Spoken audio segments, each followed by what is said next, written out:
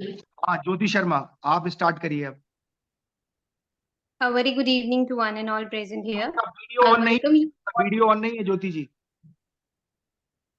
Yes, हाँ अब आप आराम से स्टार्ट करिए जी। A very good evening to one and all present here. I welcome you all to the third day of international training on agriculture in future and future in agriculture, which is organized by Rajmata Vijayaraje Scindia Krishi Vishwavidyalaya Gwalior, Junagadh Agriculture University Gujarat, and ICRISET Hyderabad in joint collaboration with AgriMeet Foundation. As it's well said by Jules Petty, the health of our planet depends on the health of our ecosystem, and sustainable agriculture is a key to maintain it. So, with this thought, I welcome our guest speaker of today's lecture, Dr. P.K. Singh Sir, Agriculture Commissioner, Ministry of Agriculture and Farmer Welfare, Government of India, to deliver his lecture on the topic Balancing Growth and Sustainability in Agriculture. With the today era, as we all are seeing that issues with the farmers like burning of stubbles in rice field, rising of pollution, increase in machinery problems with the farmers. So we have with us the sir who will put a light on how to maintain growth and sustainability in agriculture. Talking of Sir Height in agriculture, Sir is having has done his graduation, post graduation, and doctorate from Banaras Hindu University. He joined as ARS scientist and worked at Indian Institute of Sugarcane Research, Lucknow, before joining as Agriculture Commissioner, Government of India, in the month September 2022. Sir has rendered his experience and service in the field of agriculture.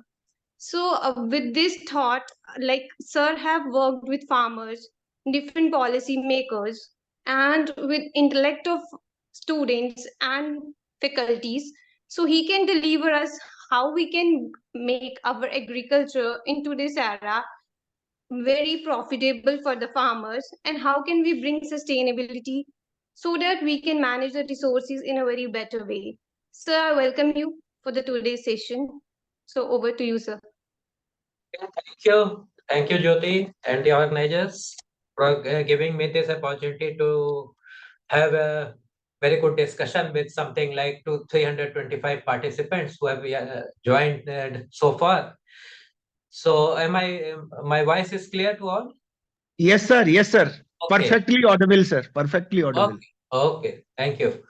So, what I have thought that I will be speaking a little bit just like an evening snack with tea, so that we can have enough time and enough opportunity for discussions with questions raised by the participants. So that is the objective what I have thought today.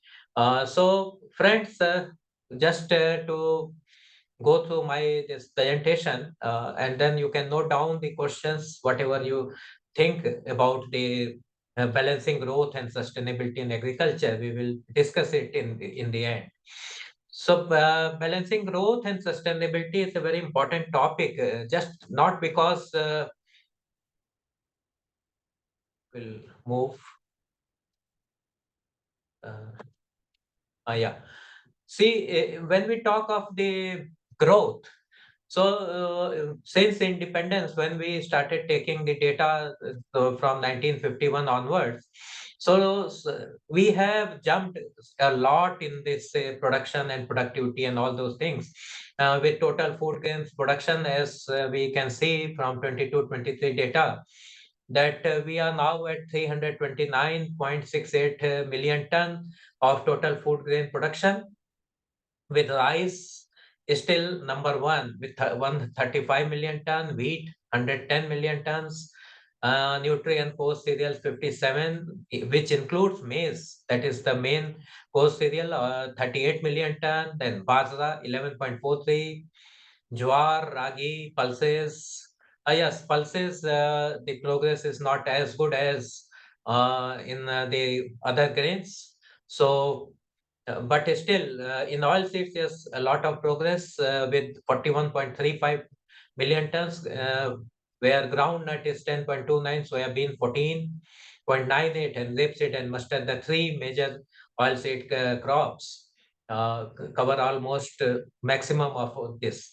And then in sugarcane, cotton, jute, mesta, horticultural crops, yes, a very good progress. Horticultural crops are now crossing 350 million ton. That too only from 28.28 million hectares. So that is the first estimate for this year. We hope that yes, this will again increase once the main estimates will come. So yeah, these are the progress. That is the growth. What we talked about is simply, yeah. So again, when we talk of balancing it and sustainability for the future, so it is that is the vision of for Amrit Kal. What we are now focusing is focusing for planning for 2047. That is when we will be. Now we are 75 years young, and then at that time we will be 100 years young. Our independence from 1947 onwards. So the vision for Amrit Kal, that what we call as Panch Pran. This Panch Pran, that is 5 objective, that is goal of developed India, remove any trace of colonial mindset, take pride in our roots, then unity and sense of duty among the citizens. These 5 are our Panch Pran for Amrit Kal, that is sir मैं क्षमा चाहूंगा, slide move नहीं कर रही है sir. आप क्या भी नहीं कर रही हैं? हाँ हाँ, स्लाइड मूव नहीं हो रही है सर। अभी पहले पे ही है या सेकंड पे गया हाँ, है? पहले पे ही है सर, जिसमें फोटो लगा है सर आपका, राजनाथ बस सिंह जी वहीं के पे साथ। है। हाँ, बट वहीं पे है। यहाँ जी। तो यार बढ़ गई, यहाँ बढ़ गई है। Should I unshare and then again share? हाँ, ऐसा कर सकते हैं सर, फिर आप स्लाइड शेयर पे करेंगे तो फिर ओके बढ़िया पूरा वो व्यू आ जाएगा सर। पीपीटी ओके बहुत बेहतरीन लग रही है sir. Okay okay okay, I will again share and जी शेयर। जी जी जी जी जी।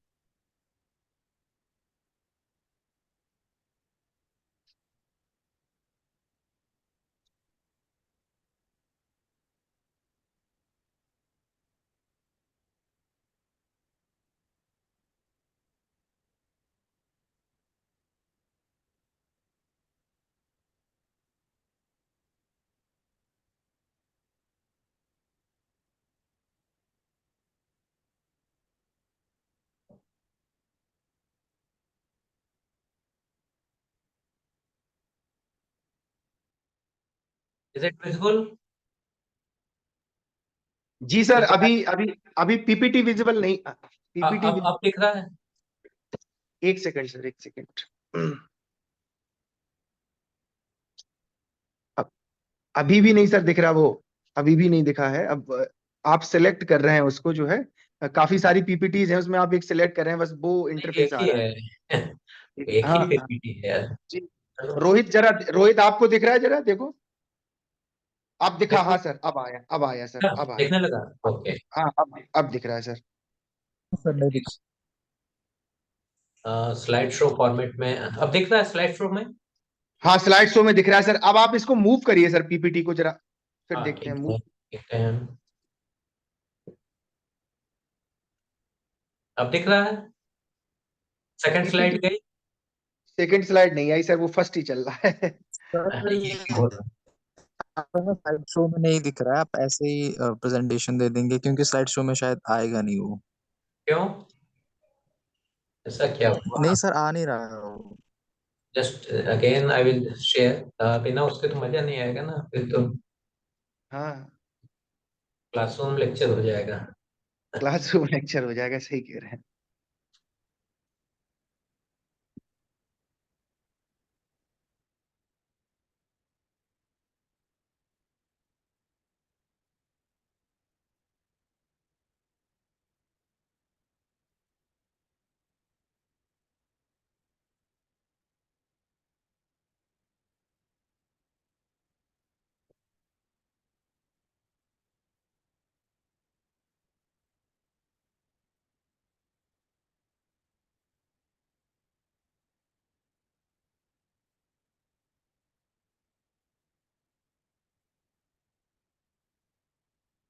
share screen now. Again, I will share here. Thank you, Nicholas.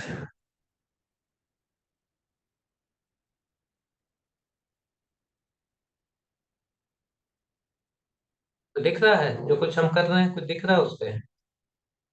Nothing? अभी हाँ अब हो रहा है सर। हाँ अब हुआ है, लेकिन सर आप इस स्क्रीन को वो करिए सर, दूसरी स्लाइड पे आइए सर। लो ऐसे दिखाएं क्या? ऐसे दिखाएं हाँ क्या? अब आ गया सर, आ गया वेरी गुड सर, अब आ गया।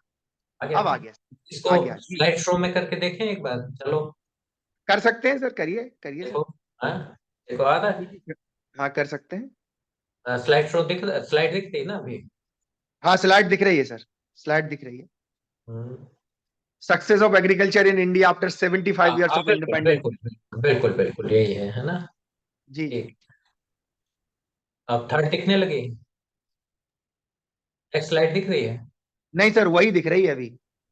हम लोग उसी तरह से दिखा देते हैं यार, चलो ठीक है। हम्म। वो स्लाइड में नहीं जा रहा है आपके यहाँ, पता नहीं क्या है। दिख रहा है success of agriculture in India? अब अगला क्या? अब सर आपका फेस दिख रहा है सर, पीपीटी नहीं दिख रही है sir. Nothing. Ji. Some problem. Sorry to interrupt, sir. So if you हाँ are facing any kind of issue in that, we will share it from our part, this PPT. You just tell us which slide to move on so that we can manage it on our own, and you just put the lecture you on. have this PPT? No, you don't have that. No? Yes, sir. If you can share the PPT, we will set it on from our side. Okay, okay. Or if I can show you like this, otherwise it will take time. I will send you, then it will take time. ये दिख रहा है अभी कुछ आपको दिख रहा है? Anything? अभी Sir, सर फेस kindly दिख रहा है। आप सर अभी उसको शेयर करिए सर, अभी शेयर नहीं हुई है सर, आप उसको शेयर करिए। उसी तरीके से आ जाए सर, जिस तरीके से दूसरी वाली स्लाइड दिखी उसी तरीके से चलता रहे, तब भी विजिबल है सर परफेक्टली। हाँ ठीक है, चलो वही कर लेते हैं। जी। ठीक है।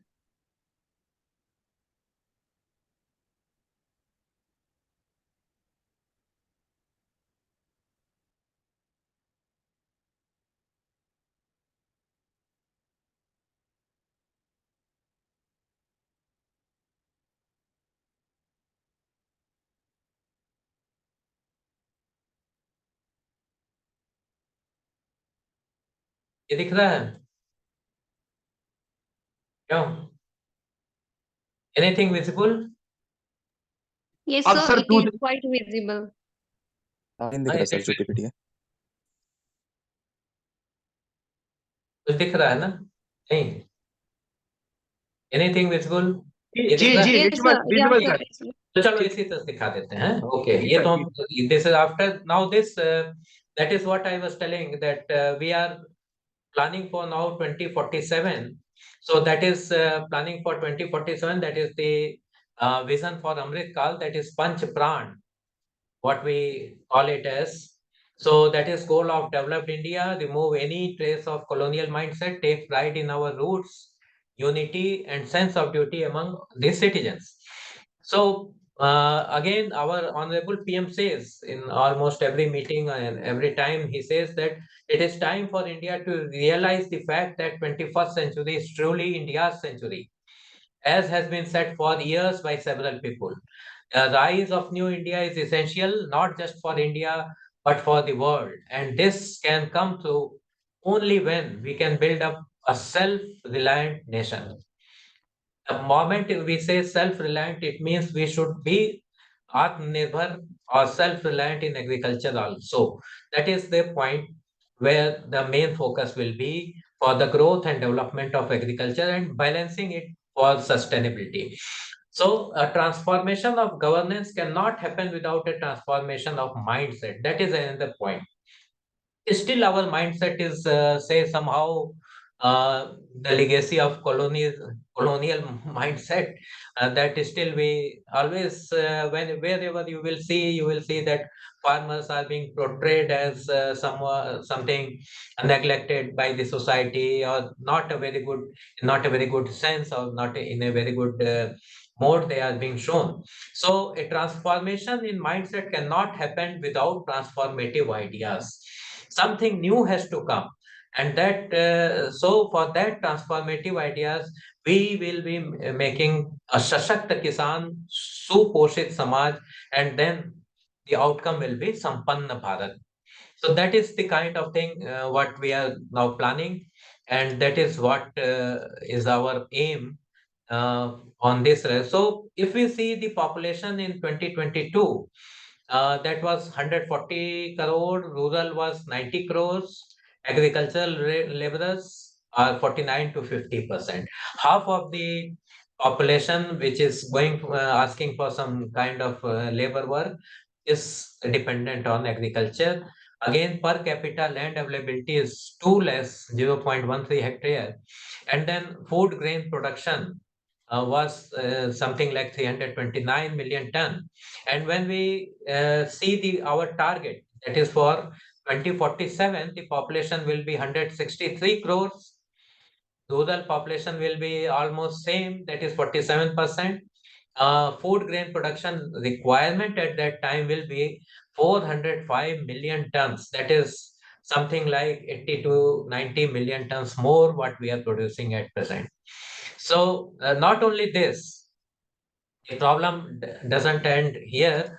It is also expected that by 2047, very few but farmer come entrepreneurs will produce food.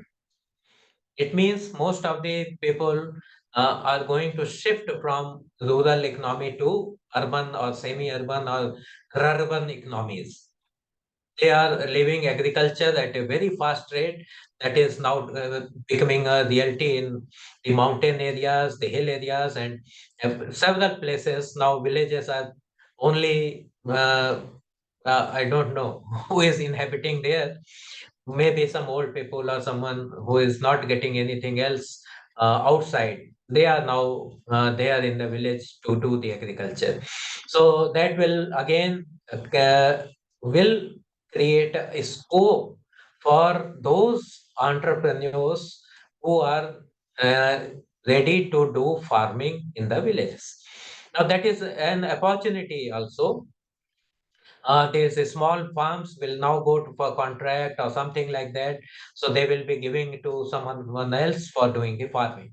It will be done under commercial oriented production systems, which are likely to operate at high productivity levels in a highly mechanized environment. It means manual labor and the drudgery will be less at that time.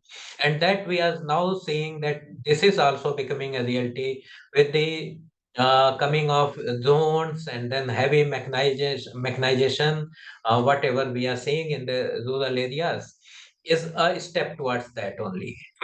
Under these circumstances, our R&D agenda has to be reoriented to develop and promote such technologies that would raise agricultural income and generate employment opportunities in the agri supply chain. Now everything is based on value addition and supply chain. That is how we can make any say system competitive and productive, even profitable.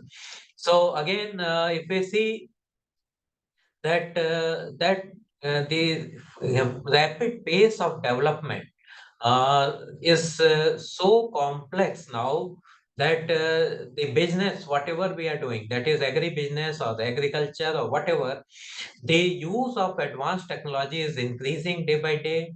The product complexity, that is also increasing. If you talk about product complexity, what is that? Say we are now producing say cucumber for varieties of cucumber for protected cultivation. So that kind of complex kind of material are now being needed. The protected cultivation, whatever set of environment you want, if it has to be laid out at mountain, or it has to be laid out in say a very hot place like Rajasthan. So different kinds of complexities are there to establish such a unit. So similarly for channels of distribution, So now marketing is not that simple as it was earlier, that you just harvest the produce, go to the market and sell it. No, now you have a full value chain developed around it. If you have organic produce, you have to go for a certification. Then there are different channels. You can opt online, e-trading or e-business. So many things can be. So channels of distribution are increasing. Again, the quality requirement. The moment you want to export your produce, yes, MRL requirements, then so many other requirements, packaging requirements, shelf life packets, how it will be kept on the shelves of big malls. So you can see that those quality requirements are also increasing day by day, and the product diversity. So different, we now, even if you see the say carrot of different colors, different size for different use. Similarly, say for so many other products. So such kind of things are now coming up. The biofortified varieties are coming up. So that kind of diversity in the products is again increasing day by day. But the product life cycle is now getting reduced day by day. It means a new variety will replace earlier. If the life of varieties like K68 or C306 or some mega varieties, what we called earlier. Now there's no concept like mega varieties. Varieties are being replaced very rapidly. So new varieties are coming. So different equipments used in agriculture, implements used in agriculture, everything has a small short life cycle now in this changing environment. So when such things are going on, so what are the sustainable development and growth uh, bottom lines? So there are three bottom lines, what we call, that is, whatever technology, whatever development is going on, it has to clear three things. That is people, profit, and planet. That is social performance, economic performance, and the environmental performance. Nothing can go beyond below this. So whatever now is the condition, in you say, can see every day Supreme Court is now hearing for the pollution, that is planet. Planet is there. Whosoever is burning this paddy straw, now they are put to the task. So they cannot damage planet or the environmental performance just because of their economic performance or their profit. So such kind of things are now becoming very rampant. Earlier, in Zoom cultivation or something like all those kind of cultivation, there was no restriction. Anybody could go in the forest and cut the trees and then take up the land for farming. But now such practices are being totally stopped because environmental performance is now gaining importance. And the social performance, again, people, you cannot feed anyone something which is not good for eating. That is, if it is laced with, say, pesticides, or if it is laced with some kind of diseases, pest or something like that. So such things are now becoming very important. Again, if we talk about, say, the if such kind of situation is going on, so what is this GI?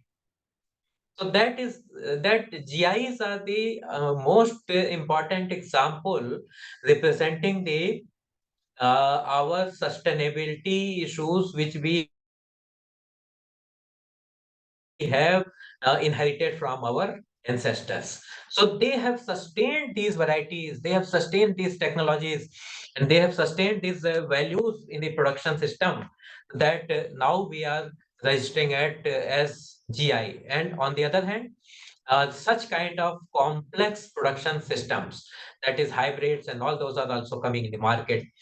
Simultaneously, both the things are being promoted.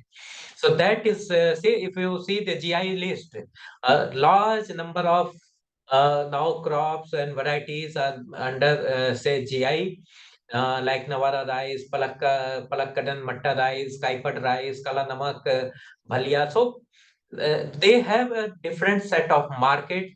They have their own value chains, and they are fetching very good price in the market just because our traditional values are still there in India, and so many people are going behind those things for their consumption.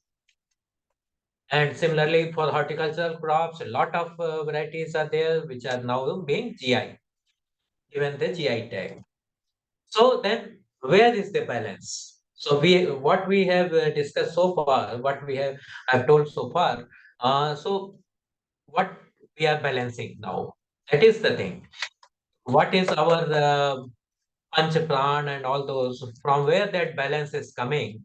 So if you see this dogma of agriculture development in India, that is for 20,000, 25,000 years, when the agriculture started in India, whatever development has happened, it is incremental, slow development has happened, but it has a very strong uh, dogma, or the Mool Siddhant, that is the principle behind that, was very strong, and that's why our agriculture is still successful.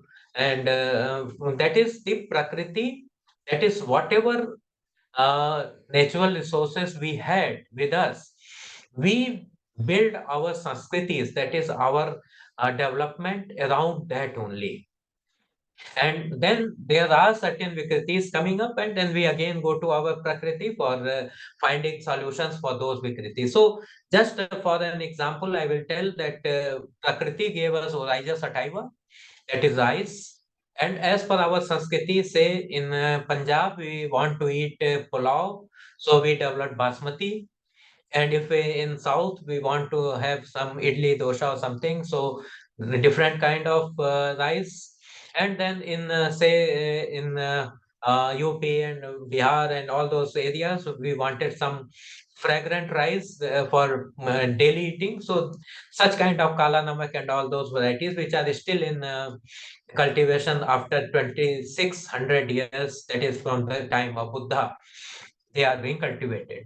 So such kind of varieties are there, but certain vikritis come. So sometimes there is drought, there are some say some floods also. So we go to prakriti. Our forefathers knew that sometimes such kind of vikritis will come, and so we should be prepared for coping with the prakritic conditions. And then so again this cycle is repeated year after year. And that's why, if we see that due to this kind of, say, strong base on which we are developing, so India became a very rich country for biodiversity. So it is one of the 17 mega biodiversity countries, and then it has some endemic species. That is something like 33% of its flora represents the endemic species. That is, they are found only in India. And three hot spots of biodiversity, that is Western Ghats, Himalayan region, and Northeastern hills, are say very rich in our natural kind of things. And India has something like 49,000 species of plants and fungi. If we leave behind only microbes and all those, even for plants and fungi, we have 49,000 species. And what does it matter? How does it matter? Uh, So if we have a big biodiversity, and agrobiodiversity is a subset for that, a very small amount of the total biodiversity is being used as agrobiodiversity, and that agrobiodiversity represent the crop species, varieties, land races, mixed agro ecosystems, livestock, fishes, beneficial insects, and so many things. So that kind of agrobiodiversity, it would have taken thousands of years to identify the best thing from the nature, which can be consumed as for human food or something, whatever medicine or so, and that represent us. Say you can say it is a mine for genes. We can mine out we can cull out, we can find out several genes, and every gene, whichever is being mined out from that, has $1 million value, $1 million or $1 billion value, we can say. So such gene mining, such for genes is endless with the conditions. Whatever I have told, that Prakriti changes sometimes, so such kind of genes will be required in the future for coping up those conditions. But on the other hand, due to development, out of this 49,000, say, uh, pool of species, 18,000 are major and minor crop species and wild relatives, 9,500 species with ethnobotanical uses. So this filter, development, and this directed development has resulted in just 150 cultivated species, almost 150, 120 of national scale importance, then 15 providing 90% calorie in human diet, 12 of them, that is, they are called as food security crops, and just 3, rice, wheat, and corn, providing 60% calories in human diet. So from a diversity of 49,000, we have developed up to 3. Our emphasis of development was, till date, it was something like this, and so we depended so much on that. And but still we have protected such traditional variety. That's the uh, key of our success in agriculture. So many varieties have such a nice genetic makeup that their phenotyping can result huge change in our production systems.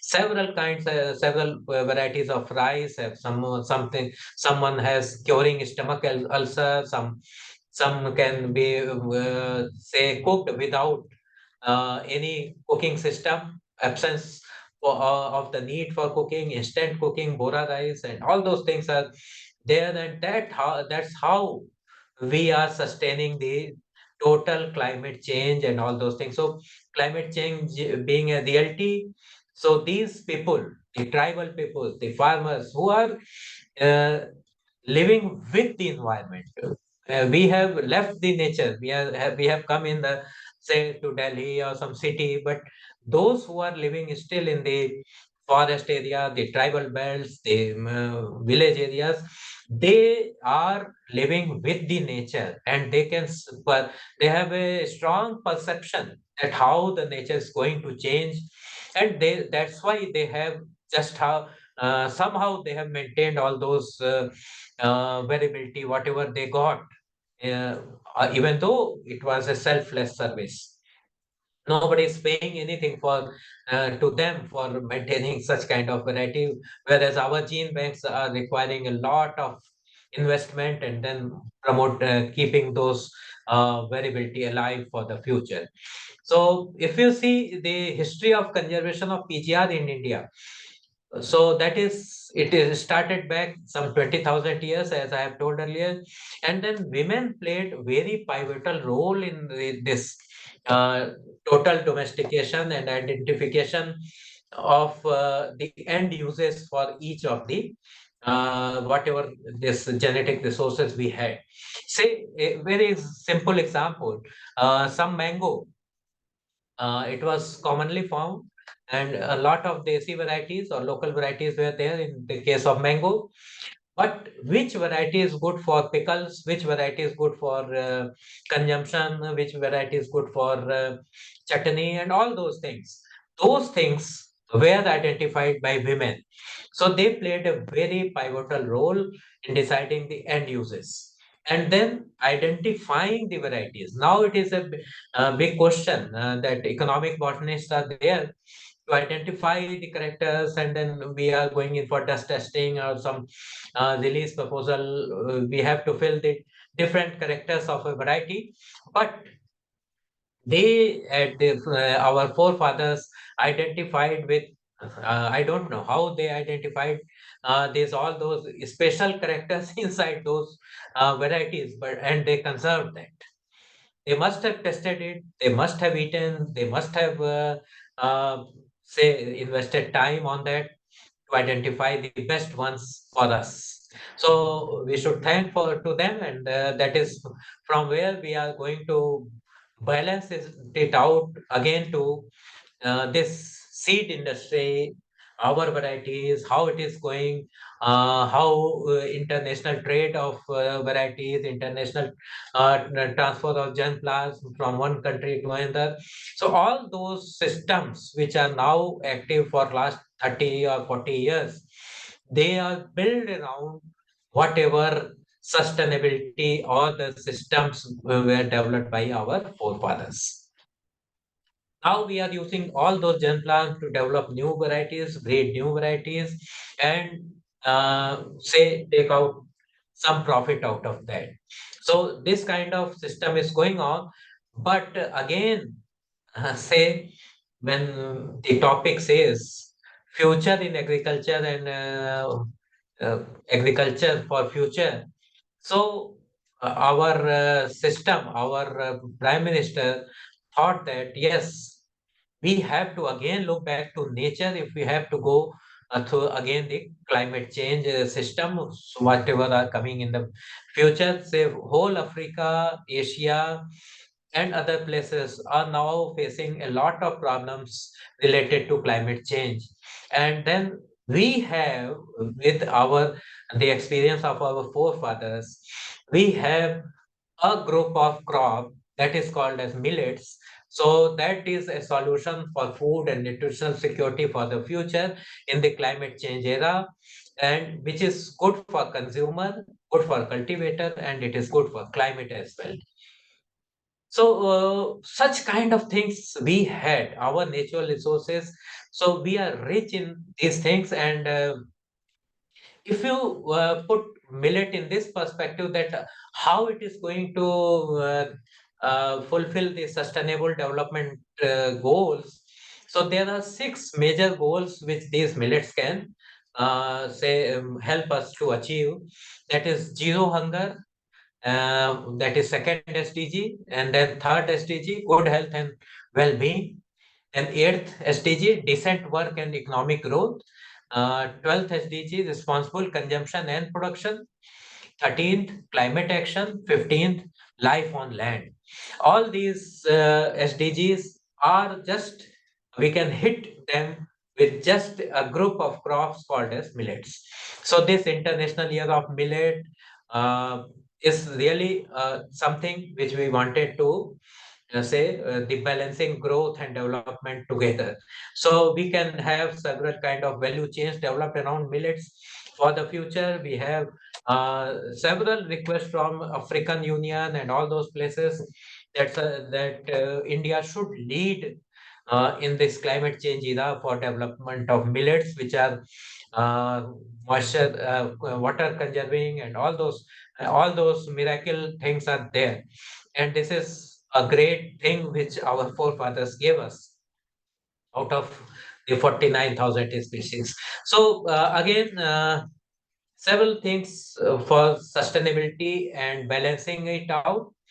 There is a saying that Prakriti Gachata Prakshita, meaning that nature protects if she is protected. Nature, we need to protect nature, and then nature will protect us with sustained production and productivity in the future.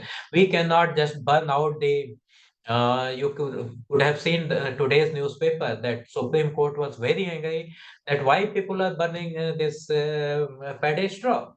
We are not protecting nature, so nature will also not protect us. Nature will render us water free. There will be no water in the wells and the tube wells. So we need to protect nature only for sustenance. And so one of the categories out of 7 identified under 75 individual life actions, what we are now promoting in on a large scale, that is a lifestyle for environment and all those. No? So that is adopting sustainable food systems. we cannot go for heavy water requiring crops. We cannot use heavy doses of nitrogen, phosphorus, and chemical fertilizers. We cannot adopt very heavy agrochemical use in the future, but we need to adopt sustainable food systems. So that's the key for, say, natural farming and all those practices which are now being promoted alongside this commercial agriculture, which is now at is the green revolution is now paying its negative dividends also in several places. The key will be integration, sustenance, and profitability.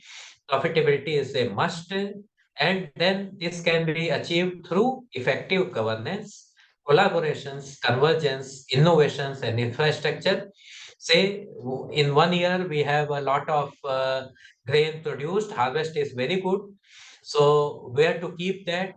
We need silos to keep, so that in future, if for second year, if there is less production, we can use that. So that is why big scheme like Agri Infrastructure Fund, AIF, of about 1 lakh crore was started some 2 years back. Similarly, innovations in agriculture. So now a lot of digital systems are coming. So digital support systems are being developed, and a lot of that innovations in the field of say drone application of pesticides, and then nano urea, nano DAP, so seed priming, so many things are coming up. And what is needed is convergence. Convergence means technologies maybe at private players, with private players, with the government or public system, and all those are to be converged at one point, so that farmers get the maximum output with minimum use of the resources available with the nature. And again, our goal should be ease of living with enhanced longevity of more than 80 years. That should be our goal. It should not be that every time you have to sit on, say, dharna pradarsan and hartal kind of thing for agriculture produce, where we are going to sell it, how we are going to produce it. So such kind of things should go from our life and from the agri production system. Such things should be, say, removed somehow, whether it is governance or whatever, but so such things should go away. Our main aim should be ease of living. A very small country like Bhutan has much higher ease of living, or their happiness index is much more than what we have in the neighboring, say, Manipur or some other places just neighboring to Bhutan. So we should also focus on those things in future, so that we can live peacefully and for more than 80 years or 100 years, what our forefathers have been telling us in different Ayurveda and all those, that the life of human is 100 years. तो भगवत गीता में भी स्पष्ट किया गया है कि संतुष्ट संततम योगी, यानी भारत का सांस्कृतिक आदर्श तो न्यूनतम आवश्यकता से संतुष्ट रहने का है। ऐसे में हमें आत्मनिर्भर होने के लिए अधिकाधिक वस्तु संग्रह की आवश्यकता नहीं है, और ना ही हमें भोगवाद की ओर उन्मुख होने की कोई आवश्यकता है।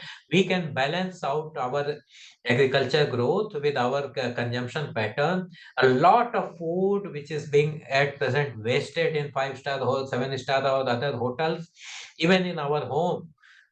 So Mission Life says that we should not, even one grain in our plate should not be wasted. Whatever we need, we should take, but it should not be wasted. So we should plan our trainings to our say future generation, our students and everybody. No one should waste anything.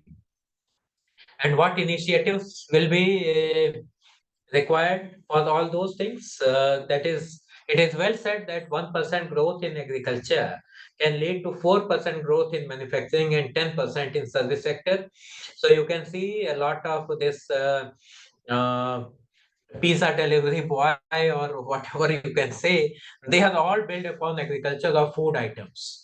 We cannot say directly agriculture, but they are built around food items. A lot of service sector growth is around that only. A lot of hotels and then different places are coming up, street food, and so a lot of service sector is built around agriculture. Again, new models for the efficient or faster delivery of technologies, inputs like one-stop shops. So, one-stop shops, one nation, one market, then one district, one produce. So, such kind of faster delivery for the, say, not only inputs but also for the value chain development. Such things are coming up very fast, and people are adopting those things also.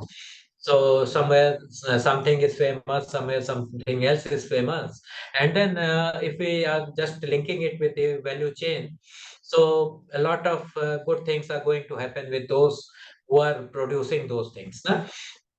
The success of schemes like PM Kisan, PM Fasal Bima Yojana, formation of FPOs, linking FPOs with processing and marketing, ENAM, horticultural crops, clusters, and then export-oriented production with quality assurances, and so on, will definitely give boost to rural and agriculture development. And all these are being covered through some of our schemes at Government of India.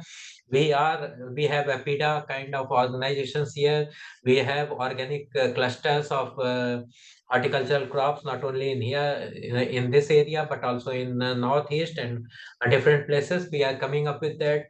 Then export oriented production with quality assurances, that is say for basmati, we are now able to export more than 40,000 crores or so of basmati.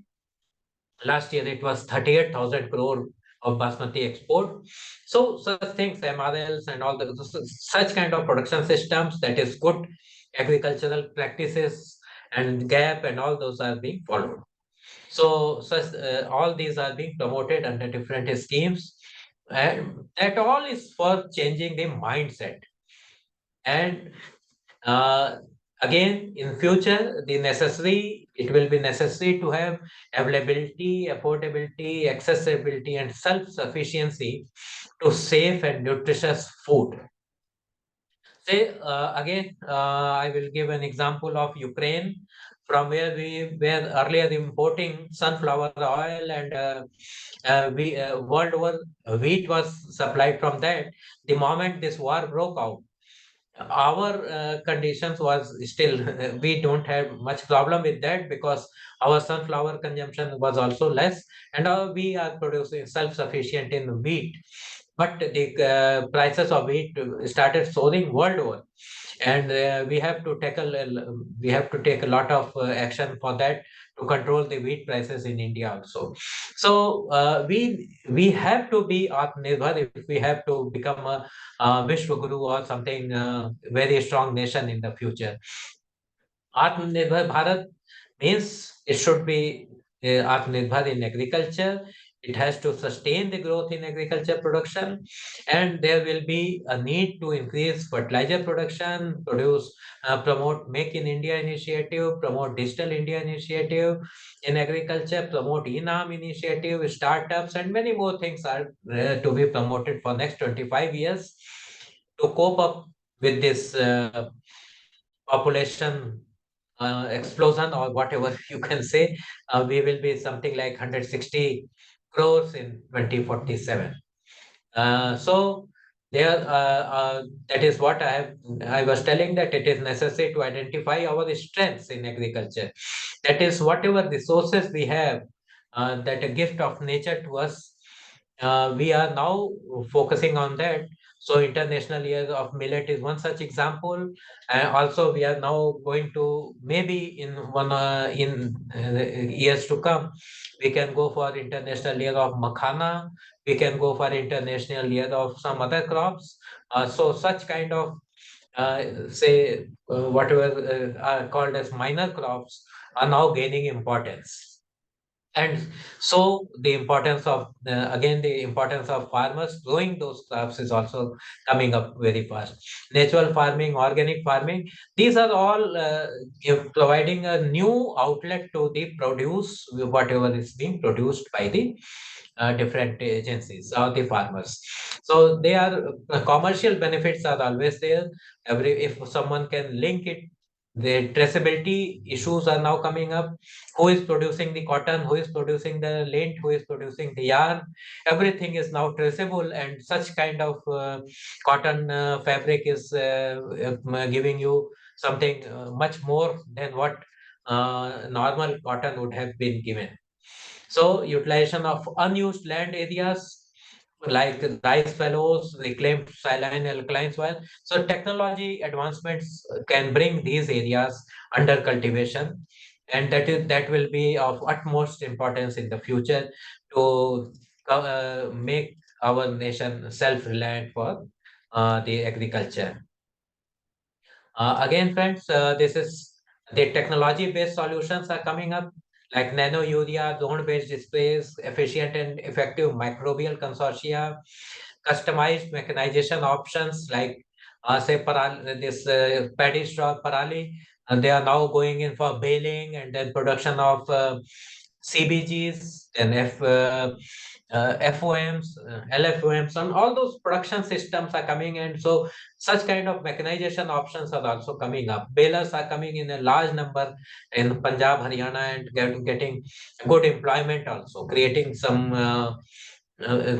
say employment for youth and others who can be a little entrepreneurship is there, so you can get some new employment in that. So state of art storage, you need to have say either silos or even cold storages. They are now highly professional in their attitude, and then they are giving different kind of systems for say radish, carrot, and all those. So there are different requirements for different countries, and they are providing such kind of state of art storage facilities, and then packaging, eco-friendly packaging. So all those things are coming up in the future, but the basic principles suggested for doubling farmers' income are very important to understand. That is the reduction in cost of cultivation, increased productivity, crop diversification, and all this will definitely going to sustain the traditionally oldest profession of the world, that is agriculture. And that is where we have to make a balance that yes, uh, what is uh, development and what is growth. So again I am telling this one, Sanskrit में कहा गया है धारणात् धर्माभित्याहु धर्मो धार्यति प्रजा, यानी संस्कृति या धर्म वही है जो समाज को सभी स्तरों पर पूर्ण रूप से धारण कर उसे परिपुष्ट बनाता है। इस परिभाषा के अनुसार कृषि धर्म सर्वश्रेष्ठ है, क्योंकि कृषि उत्पादों की आवश्यकता समाज के प्रत्येक वर्ग को एक समान ही होती है, चाहे वो भारत में किसी भी क्षेत्र में रहता हो। हमें उसको एक पौष्टिक भोजन जो जैसा कि हमारा कल्चर रहा है, जो कि हमें कुलिनरी डाइवर्सिटी ऑफ इंडिया की बात हम करते हैं, पूरे देश में हमारे पास हर प्रदेश का, हर क्षेत्र का एक कुछ ना कुछ थाल है, जिसको कि आप आज की अभी हम लोग किसी त्योहार, तीज त्योहार पे भी use to make all this say culinary diversity in case of some festivals, like just now Chhat have gone. So whatever is being eaten during Chhat and whatever is eaten during Holi, so different kind of things are there, and to provide raw material for this, we again depend on agriculture, and to sustain it in future, yes, definitely we have to say pranam to farmers, say our we are indebted to the farmers for who are producing all these things, so that our taste and our taste buds are tingled every time when we go for such kind of culinary diversity, not even in daily food, but also in fruits and vegetables, whatever you see, a lot of diversity is there, and we have to maintain that. not only hybrids, but also the diversity, whatever has our forefathers have inherited or given to us. So thank you for kind attention. Then now we will shift to question and answers. Chat box on करिए जरा रोहित जी। जो भी participants हैं अपना कुछ question पूछना चाहते हैं वो चैट बॉक्स में लिख दीजिए और जो है वो उसको बताएंगे सर को। चैट बॉक्स में है क्या?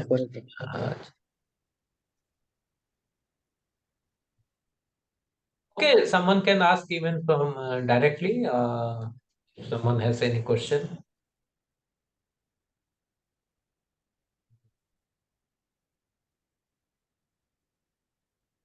Someone has asked that what is my opinion on nano urea and nano DAP. So it is Urvi Soni. Friends, nano urea and nano DAP are a new advancement in say chemical fertilizers. See, whenever a new chemical comes, yes, we cannot find immediate use for that, or where it will be more effective. It has to find its niche in the coming days. Say, for example, if nano urea is good for spraying through drone, that will be a very good thing. Say in paddy fields which are say flooded with water. So how can you apply nitrogenous fertilizer to that? So in that case, nano urea is the best solution. And again, for example, nano DAP. We all know that phosphorus is immobile in soil. So whatever phosphorus DAP we apply in the soil, we apply it as basal dose, and out of that only a very small quantity is absorbed by the plant.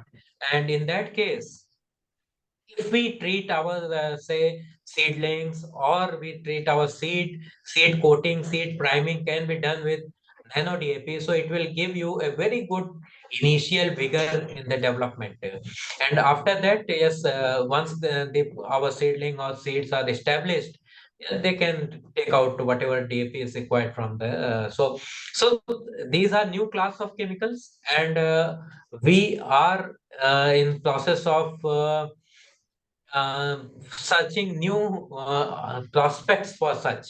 Okay, so all the scientists are working towards that where they will be going in the best way. Say, for example, nano DAP can be used very effectively in case of sugarcane sets treatment. So that kind of treatment, or the seedling treatment, that can be a very good thing. So next chat box.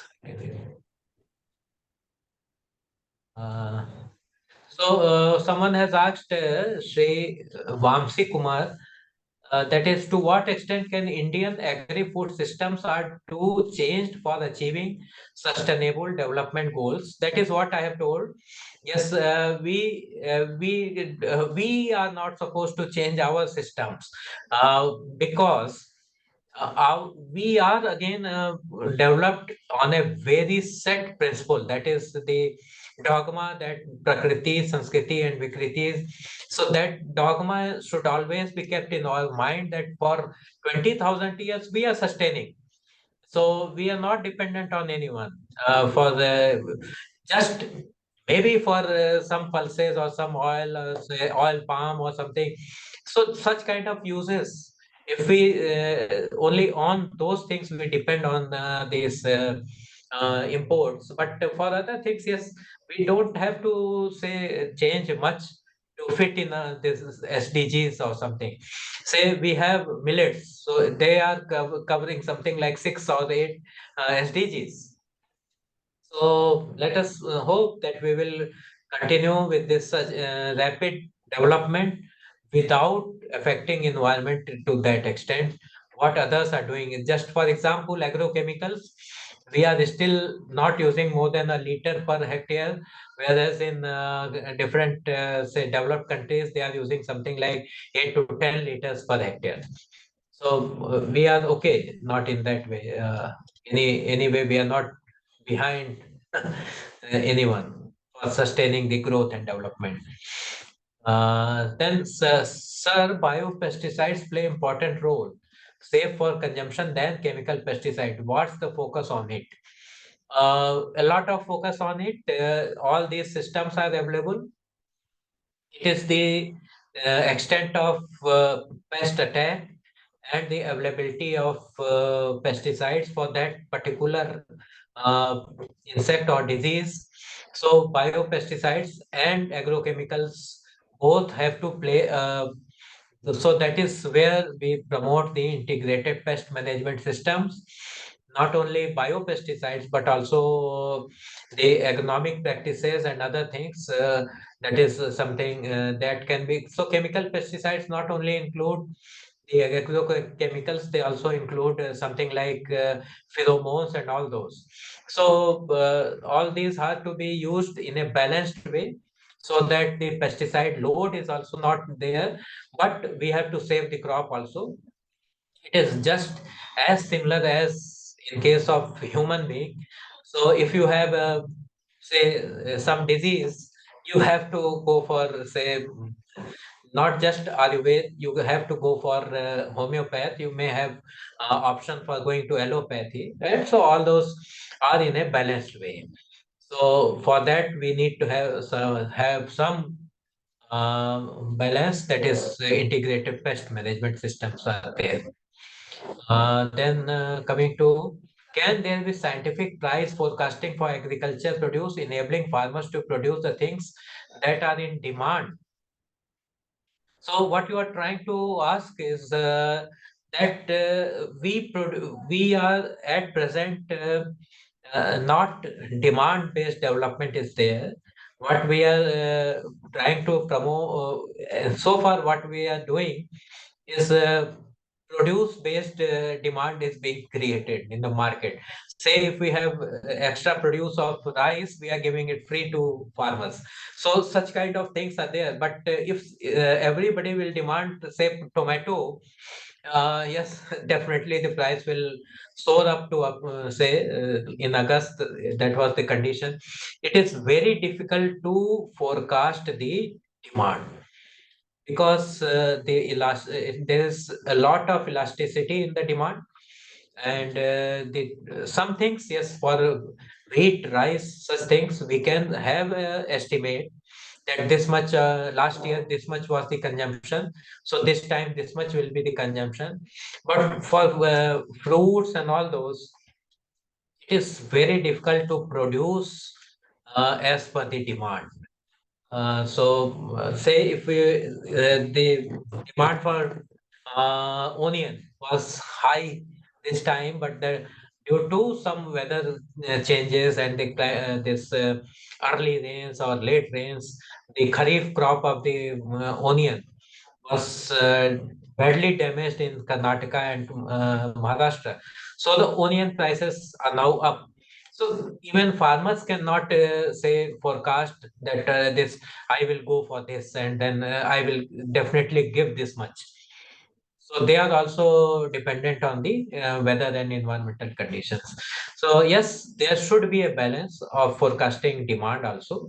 And there should be some techniques that what we call as market intelligence and cluster developments and all those things are a step towards that. That is, say for specific kind of things, say for organic food to be sold through this chains or some big shopping malls or something like that. If it is there, yes, we can create some demand for that. Similarly, for millets, yes, we can create demand not only for Indian consumption, but we can also create demand for. We can estimate that there is demand in future for millets in throughout the world. When such diseases like corona or something, there is a major break of in then such demands increases. So that is the immunity booster things come in the picture in that way. Sir, is sustainable development is profitable for farmers? Yes, there is no doubt, there is no confusion for that. if there is no sustainable development. So here you cannot be confused with the word sustainable development. Development is in relation to whatever was there last year, and now if we are progressing at a growth rate of 3.1%, and we can maintain this growth rate, that is 3.1% for next 40 years, that is sustainability. Development sustainability doesn't mean that whatever was there in 1951 we sustain that thing. No, we are not sustaining. We are using the natural resources in a sustainable way without losing it. Say organic carbon in soil, nothing. We need not to lose that. And even then, if we can maintain 3.1% growth in agriculture for next 40 years, that is sustainability. So don't take it otherwise that sustainability means it is anti-development. It is with development only. But sir, the amount of nitrogen or nutrients is less in nano area and in nano DAP. How can we manage that? Repeat application of these fertilizers will increase the cost of cultivation as well.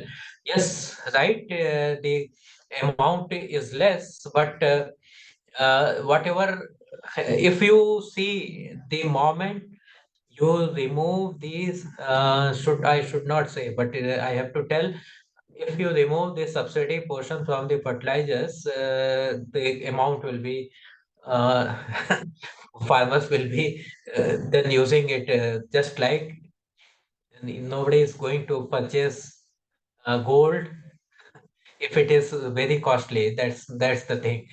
So nano urea, if it can suffice the requirement, say for the and it balances out the subsidy portion, then you can see how it is going to be more effective. So nano urea, nano DAP, yes, we are not saying that it is going to replace the normal fertilizer.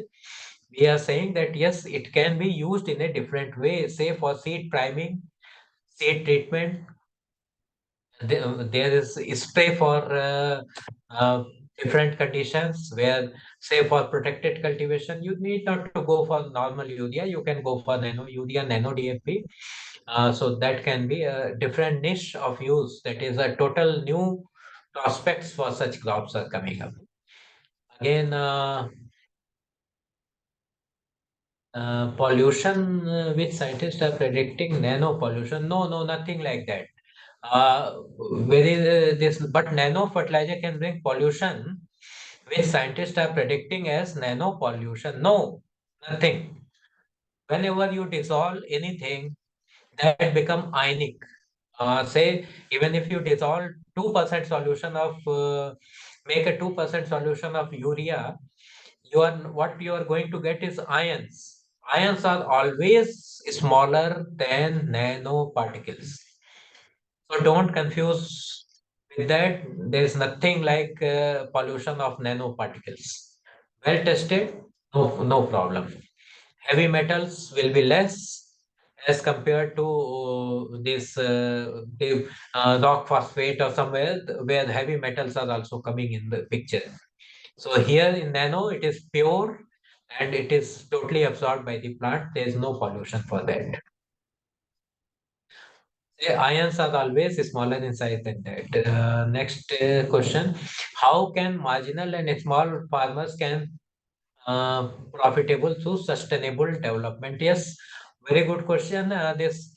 If you see the natural farming practices, whether it is in Andhra Pradesh or even it is in Punjab, it is best suited for marginal and small farmers, which are those who have having 1 hectare or even less area with them. Just because it is providing some work for them throughout the year. They are doing their own agriculture. They are making, say, they are taking 8 crops throughout the year, intercrops and all those mixed farming, such kind of things are there. So sustainable development means if we are going in for such kind of natural farming, organic farming, or such issues are coming up, and if they adopt such things, there is a study done by major international organization in Andhra Pradesh, and it says that if natural farming is adopted throughout the Andhra Pradesh, in by 2047, it will be more profitable than the way we are progressing at present. That is commercial farming, whatever we are practicing today. So such the small and marginal farmers, these marginalized lands, the degraded lands, they can produce much more under natural farming conditions as compared to the commercial agriculture, where we depend heavily on one or two crops, which sometimes can be a failure, as in the case of wheat, due to terminal heat stress or something.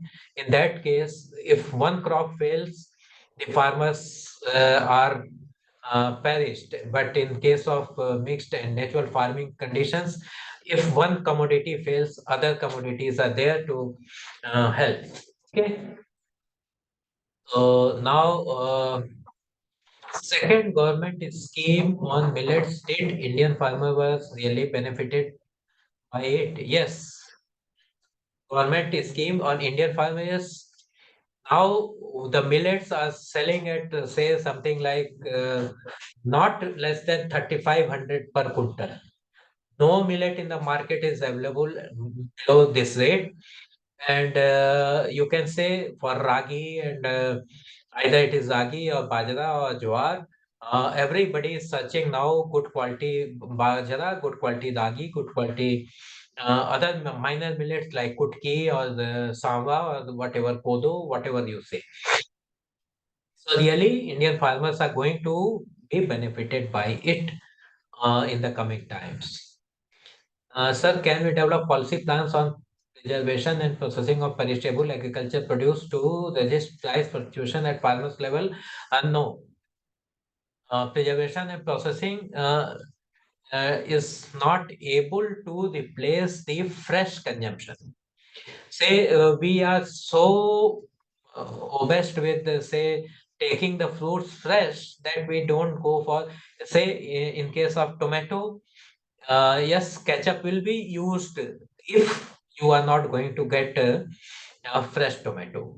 And the perishable items, you cannot be assured that how much time you have to store it. Say potato, yes, it can be stored for this. Say for onion, yes, we can store it for some months. But that is how we are trying to control the rates also in case of onion. Whatever we had in our store, we are trying to sell it in the market and trying to resist the price fluctuation. But for other commodities, it is very difficult because processed fruit, processed mango, nobody is going to take processed mango in place of fresh mangoes, or even apple or whatever fruit or vegetable you can say. Everybody is going in for fresh fruit, fresh vegetables. So that has to be, say, examined in terms of the uh, production systems or value chain developments, transport, and all those facilities can only help in check the fluctuating prices. Because industries have definitely introduced their products, but how much Indian farmers were benefited by it? See, industries can get their raw material from the farmers only. Now, when we are going in for biofortified, say biofortified ragi or biofortified sorghum, so the farmers who are going to grow biofortified sorghum will definitely get higher price because the uh, these processing units will require those material. As in the case of say Chipsona 1, Chipsona 2 variety of potato, the Pepsi is purchasing and they are getting much higher price than any other potato in the India. Why? Because the Pepsi is there to purchase it for processing. So similar is the case with the millets. Millets are being now purchased by these producers, say Maldandi sorghum. That is in Maharashtra, it is fetching more price than other sorghum. So Maltandi, we have to issue and second MSP for that. So such kind of things are there. So whenever industry needs something for processing, the farmers are also benefited because in long term, the prices for those get much better in the market. For same is the case with basmati rice. Say basmati, it is so it sells at a much higher price because it is for processing and export only. So such things are there. What is that? How do you see future agriculture in India in terms of shift of pattern of consumption from hybrid and GM food towards native variety?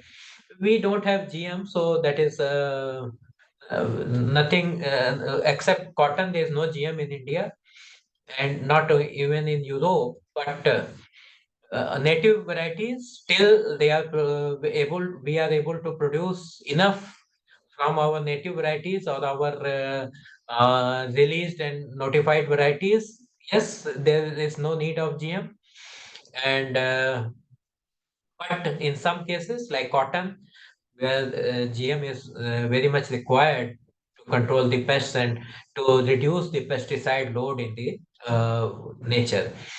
So definitely that is what you have asked consumers, especially from metro and urban, showing interest on food free from hybrid pesticide and GM food. Yes, definitely that is a value chain development system and organic value chain development or any other value chain where the farmers can get better price, they can realize better price out of the produce whatever they have. It is very good. Similar is the case in the next question, how to move in natural farming in future. Natural farming is again a modified version of organic farming. Organic certifications and all those are definitely required for those areas. But if we can go for traceability concept, so in that case, natural farming will definitely be much better in future. What you have asked, uh, there's with a mess among no, there is nothing like mess among scientific community. Natural farming has to be studied scientifically, and we are giving projects for that also to KVKs and all that. That you go for if some farmer somewhere in India or few farmers somewhere in India are earning profits, are sustaining with natural farming, can we find out scientifically what should be the practice so that it can be promoted to others also? Others can adopt if there is some profit in that. Otherwise, there's nothing mess about scientific with community. There's no conflict of interest with both of them. That is also a simple farming practice.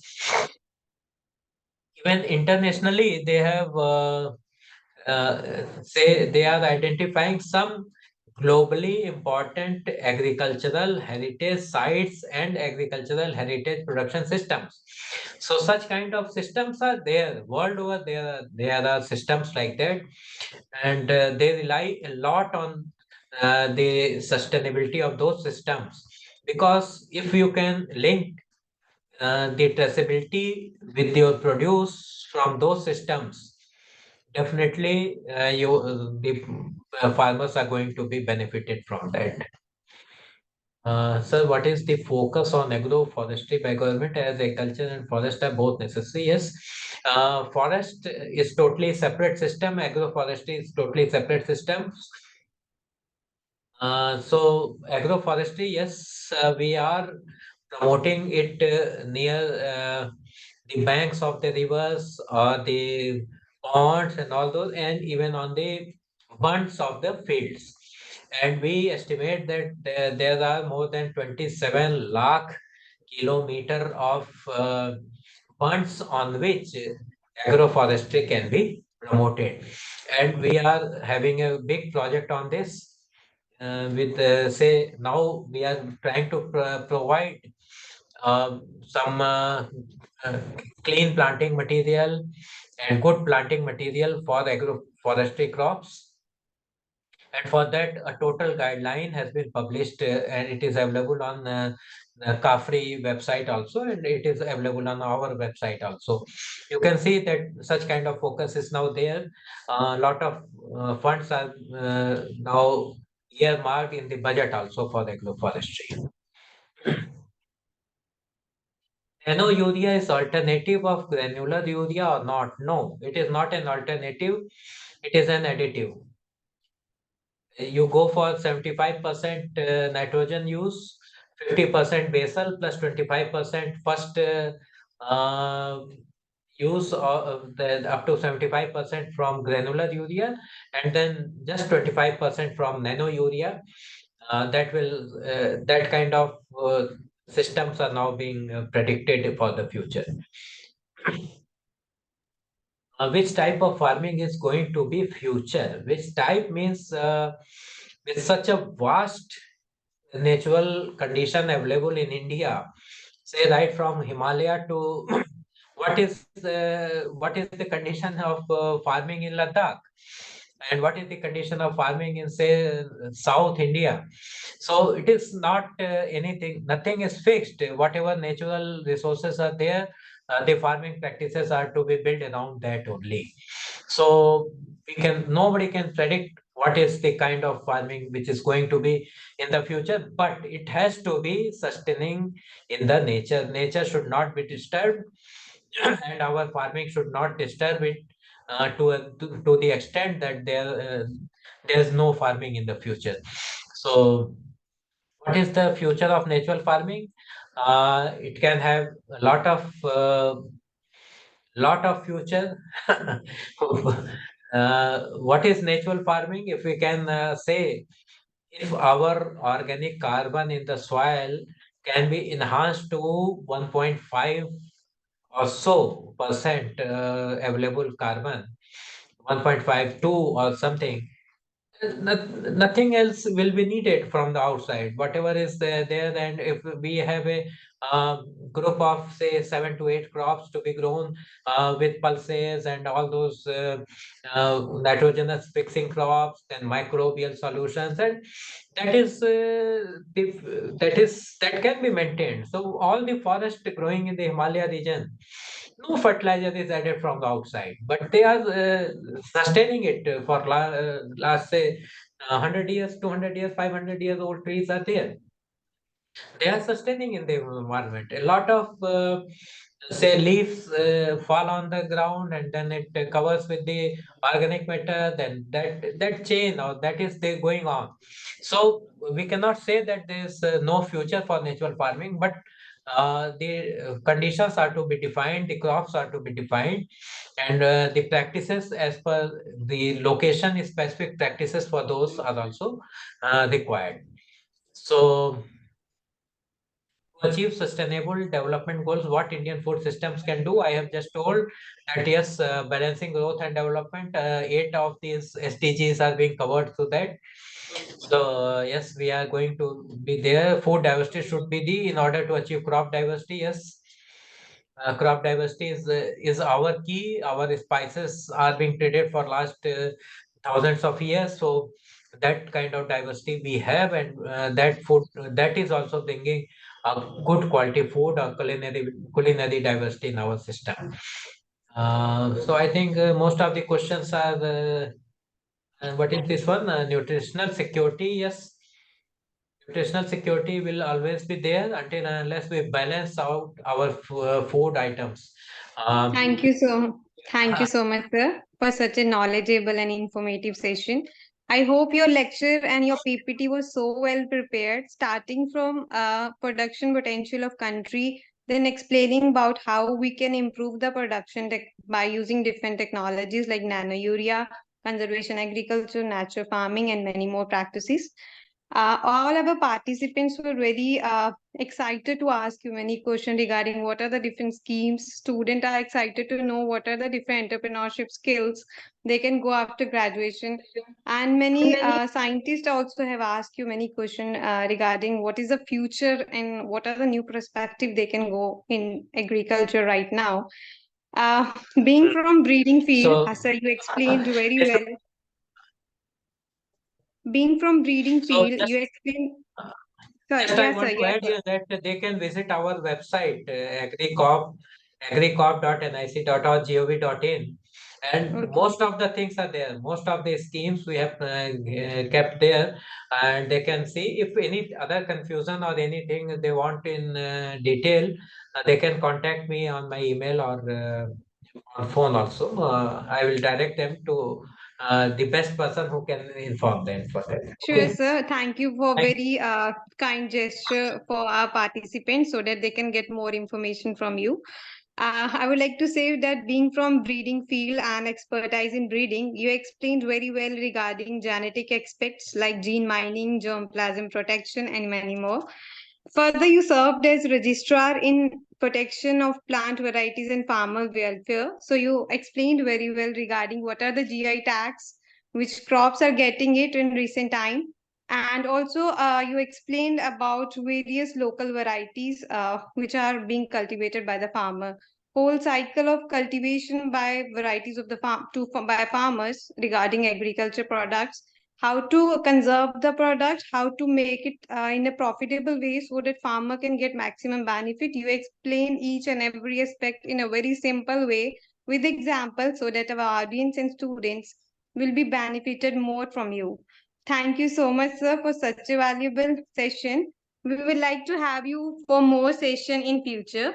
So I thank you on the part of AgriMeet Foundation, on the part of Rajmata Vijayaraja Sindhya Agriculture University Gwalior, and from Junagadh Agriculture University, Gujarat, and from ICRISAT. I, Jyoti Sharma from SQUAS, Jammu and Kashmir. Thank you on my behalf for such a wonderful session, sir. Thank you so much, sir.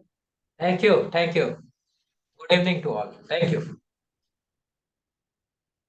I request all the participants to kindly have a time to thank sir, and sir will share the PPT or other information with us, and that will be sent to you all. And further, all the queries will be answered.